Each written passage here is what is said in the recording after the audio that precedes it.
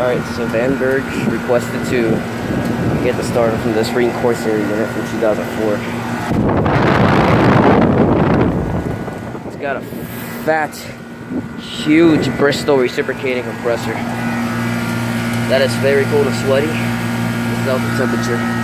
Rheem Corsaire series from 2004, 3-ton, because it's got R22. Sadly, now R22 refrigerants are getting out in January 1st, 2020. So basically means 2020. Yeah, as you can see, I collected more air conditioner logos. Train XR, Duquesne, the Westinghouse, and some other ones in the pocket. So, and this one right here is a Rheem from 2009, 2.5-ton, also with R22. So there might be a dry nitrogen chip here. Yeah, thank you for watching.